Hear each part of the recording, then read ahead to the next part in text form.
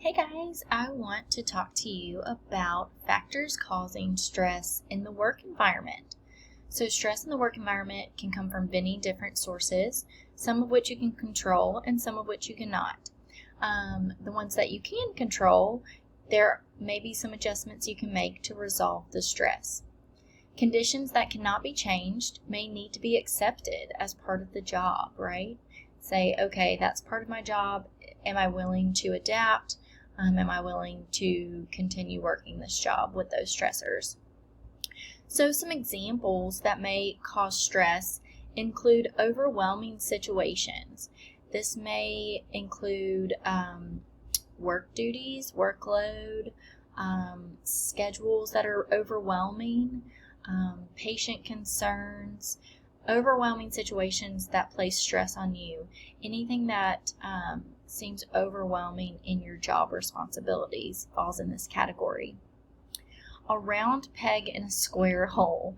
So you may have no idea what that means, but basically what it means is that medical assistants can find themselves in distress if sometimes the provider asks them to do things that are not allowed to perform under their scope of practice. So they're trying to ask you to do things that don't fit for what your job responsibilities are. So again, round peg in a square hole, it's not going to work, right?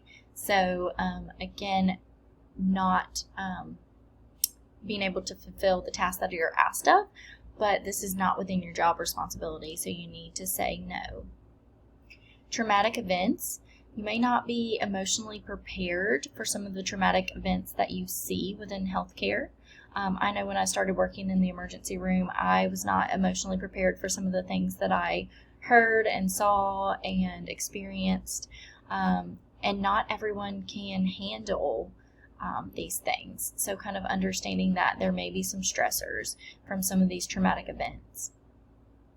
Physical environment, the noise, lighting, other physical environment stressors. If it's too cold or too hot, these can all cause stress in your work environment. Failure to meet needs. So here, certain job conditions do not permit achievement of all of Maslow's needs, right? We talked about Maslow's hierarchy of needs, or if we haven't, just kind of note that there's a hierarchy of needs that needs to be met. And sometimes our work environments aren't conducive to meeting all of our needs, and that becomes stressful, right? If you're not able to take a break and to eat your lunch and to decompress for a second, that's going to cause stress within your work environment.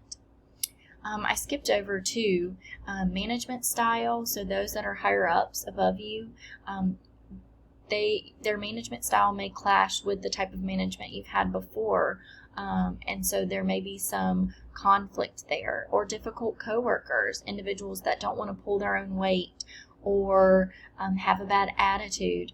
All of those things can cause stress in our work environment.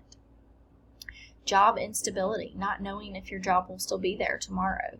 That's stressful.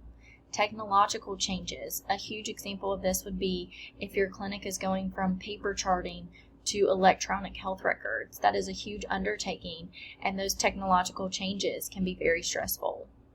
The organization size. So working in a larger organization sometimes can lead to less understanding of what your job is actually a part of, or what kind of that bigger picture is. So it's you feel less in control than if you worked in a smaller organization.